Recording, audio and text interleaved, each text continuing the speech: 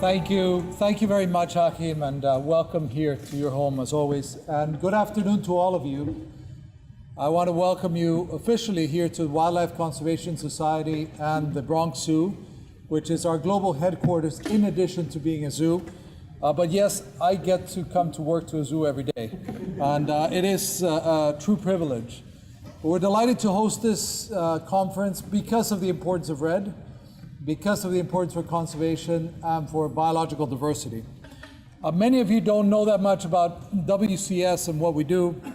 Let me give you a very quick overview in that we were established 118 years ago here in New York City as an organization dedicated to saving wildlife and wild places by both establishing zoos like the Bronx Zoo, which has hosted 400 million visitors since we opened our doors, and doing conservation work around the world. And today we have a workforce of about 4,000 people that work in 65 countries doing conservation of some of the most critically endangered species of animals, of wildlife, and some of the most extraordinary places in the planet.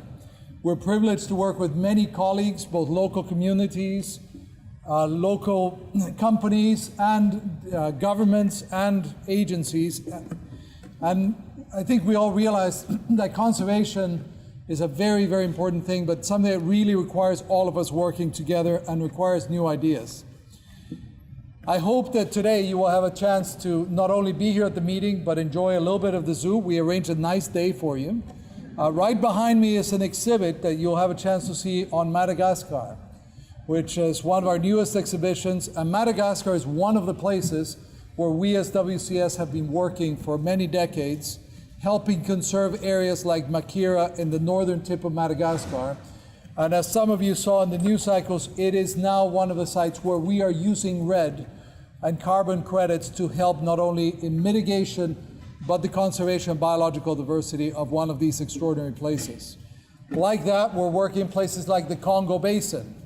And you will also have a chance at the end of this meeting to go to our Congo exhibition, which is an extraordinary exhibit that set the new standard for most of the zoos in a new way of offering the visitors that come here a window into these ecosystems, these places, and the issues, challenges, and opportunities that we have. So I hope you'll have an opportunity to see these and enjoy this. But let me just say that at WCS, we are committed to working to save those places, those species that we care about, and we feel that REDD offers one of those great opportunities that can really help us both mitigate the impacts of climate change and save biodiversity. And one of the things we do in addition to the conservation of the ground is lead with very strong science.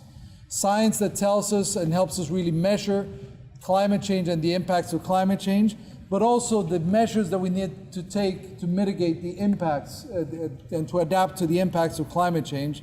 And today, we have an article that's coming out by our scientific team here, led by James Watson in Nature magazine, giving us a new look at the places that will be most impacted by climate change and the places where we need to make the most in terms of looking at adapting to this climate change through mechanisms like REDD. So I invite all of you to take a look at this.